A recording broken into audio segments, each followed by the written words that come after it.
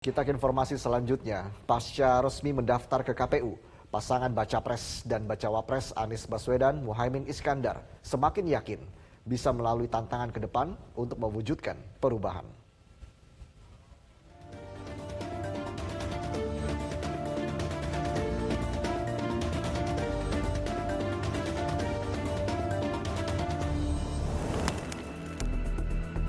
Berhasil resmi mendaftar ke KPU sebagai pasangan Baca Pres Bacawa Pres pertama, bakal calon Presiden Koalisi Perubahan, Anies Baswedan bersyukur dan menekankan bahwa pendaftaran pasangan Amin ke KPU adalah bukti bahwa kesetaraan kesempatan di Indonesia masih ada ruang.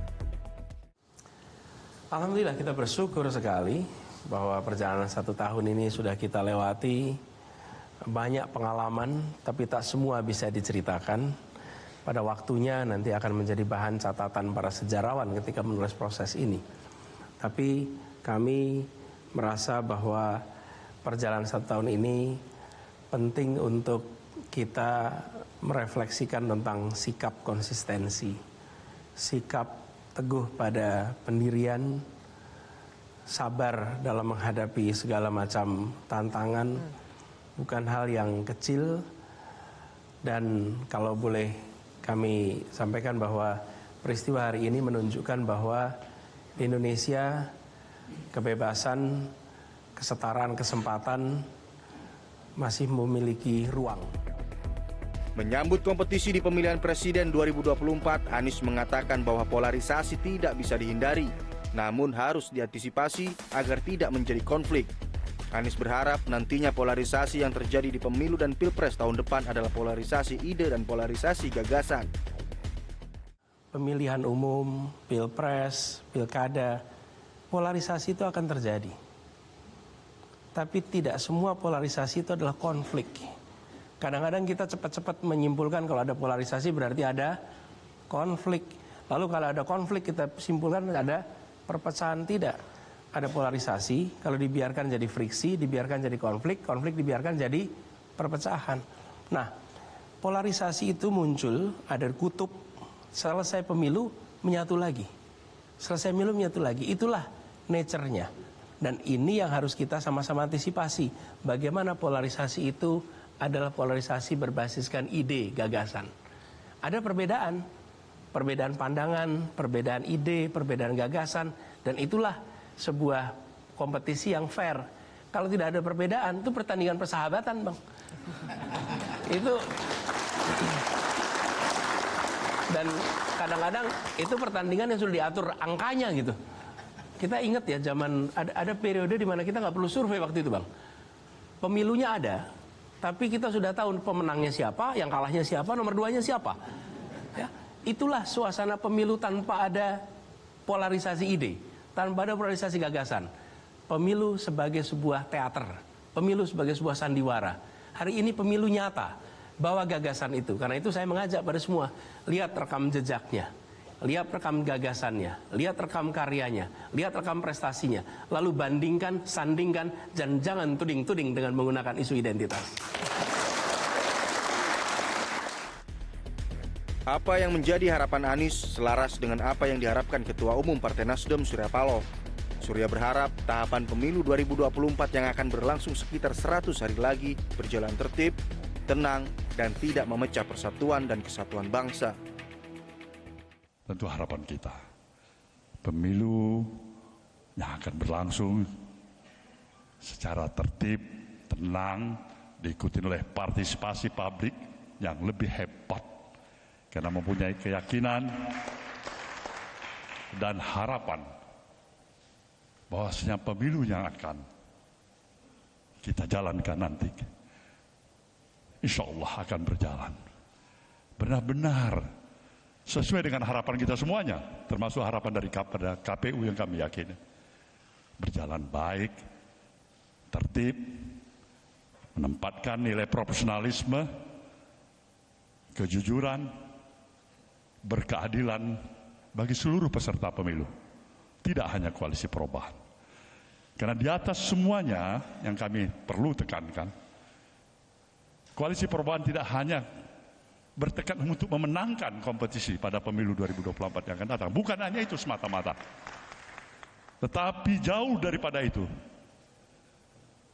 kemenangan dapat dicapai dengan tetap mampu menjaga persatuan dan kesatuan bangsa ini. Dengan tetap memiliki bagaimana antusiasme kita, keyakinan kita, agar solidariti kita sesama anak bangsa tidak harus terpecahkan, tidak harus terusakkan oleh pemilu yang kita jalankan bersama. Inilah harapan kami. Kami yakin dan percaya ini akan bisa kita capai. Sebelumnya, lautan massa baik simpatisan dan relawan memadati jalur yang dilewati pasangan bakal calon presiden dan wakil presiden Anies Baswedan serta Muhaimin Iskandar atau Gus Imin, mulai dari kantor DPP Partai Nasdem di Gondangdia, Jakarta, hingga ke KPU RI pada Kamis 19 Oktober 2023 pagi. Selama perjalanan, Anies dan Gus Imin menyapa dan bersalaman dengan masyarakat. Usai mendaftar ke KPU, Anies Baswedan meminta maaf karena telah mengecewakan pihak-pihak yang pesimistis atas pencalonannya sebagai presiden. Menurutnya, banyak pihak yang pesimis dirinya tak bisa melaju sebagai capres. Karena kami telah mengecewakan. Mohon maaf, kami mengecewakan mereka-mereka yang pesimis dan menduga kami tidak bisa mendaftar. Mereka yang mengatakan bahwa kapal ini tidak akan berlayar. Mereka yang menggaungkan pesimisme bahwa ini tidak akan berangkat. Mereka yang mengatakan bahwa ini akan kandas. Kepada mereka kami sampaikan mohon maaf, kami telah mengecewakan. Hari ini kita membantah. Hari ini kita membantah pandangan sinis bahwa koalisi tidak solid. Mereka yang sinis mengatakan bahwa Nasdem akan balik arah di saat terakhir. Yang mengatakan bahwa PKB akan batal mendukung di saat akhir. Yang mengatakan bahwa PKS akan mundur di saat akhir. Hari ini seluruh Indonesia melihat kata-kata pikiran pesimis itu lenyap tak terbukti.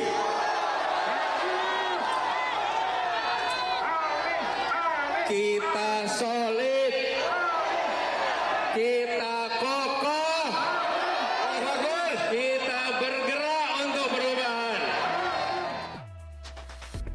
Sementara itu, bakal calon wakil presiden Muhaimin Iskandar menyampaikan harapan dan keinginan masyarakat terhadap perubahan bangsa Indonesia. Menurut Gus Imin, masyarakat menginginkan Indonesia jadi bangsa yang lebih adil, makmur, dan sejahtera. Berkeliling di seluruh tanah Jawa, seluruh Indonesia Timur, dan seluruh Indonesia Barat. Saya mendengar, saya melihat, dan saya diyakinkan bahwa rakyat Indonesia merindukan terwujudnya perubahan. Ketika saya tanya, yang pertama muncul adalah kami ingin berubah nasib kami. Yang kami inginkan adalah Indonesia yang berubah lebih adil, makmur, dan sejahtera. Meski telah mendaftar ke KPU dan disambut antusiasme masyarakat yang begitu besar, banyak yang mengkhawatirkan gelombang serangan yang ditujukan ke pasangan Amin ini justru semakin besar ke depannya. Menjawab kekhawatiran itu, Anies menegaskan bahwa dalam kompetisi politik tidak boleh cengeng. Anies pun optimis bisa mengarungi proses Pilpres 2024 sampai tuntas, selama ruang kebebasan berekspresi masih ada. Kalau bicara tentang tantangan, Bang, kita nggak boleh cengeng dengan mengikuti proses politik lalu berharap semua baik-baik saja. Tidak ada serangan, tidak ada fitnah, tidak ada kecaman, tidak ada framing. Itu adalah sesuatu yang terjadi pada begitu banyak orang di dalam wilayah publik. Jadi kami merasa optimis selama kebebasan berekspresi masih ada, selama media masih mengikuti, selama sosial media masih punya ruang, maka kami merasa itulah perlindungan yang terbaik atas kebebasan berekspresi yang ada di Indonesia. Nah itu menurut saya membuat kami optimis bahwa ke depan kita akan bisa mengarungi tantangan apapun dan insya Allah di ujungnya nanti kita punya kesetaraan kesempatan untuk mengikuti proses Pilpres hingga tuntas. Sementara itu Gus Imin menanggapi santai serangan-serangan yang datang. Gus Imin justru menekankan bahwa seluruh mesin partai dikerahkan dan setiap acara pasangan Amin terbukti tidak pernah sepi. Ia pun mengatakan semakin diserang, semakin menyenangkan. Ada yang kalau orang bilang Amin surveinya rendah gitu kan, selalu begitu serangannya.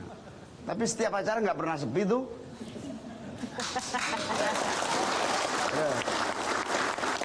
Katanya Muhaimin nggak kontribusi kenaikan suara.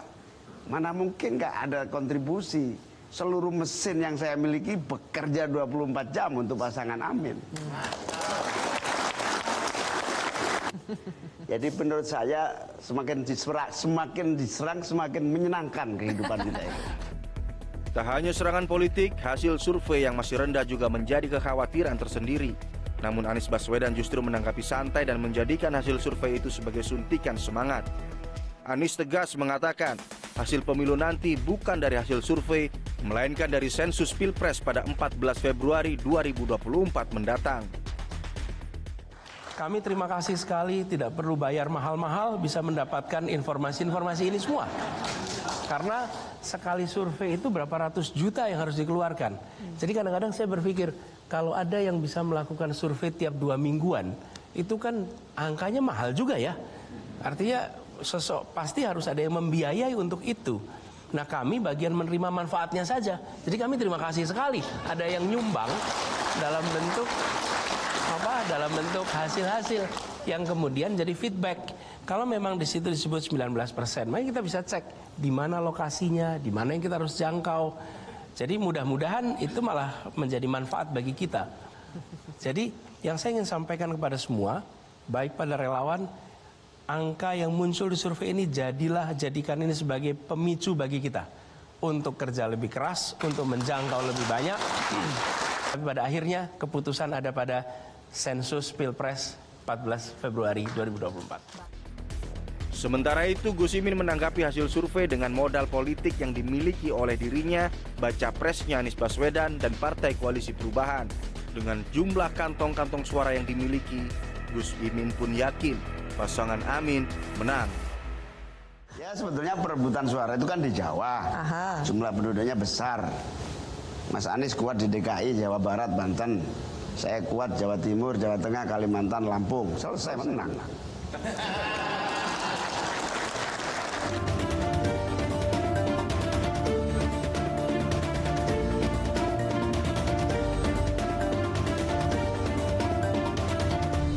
Jelajahi cara baru mendapatkan informasi. Download Metro TV Extend sekarang.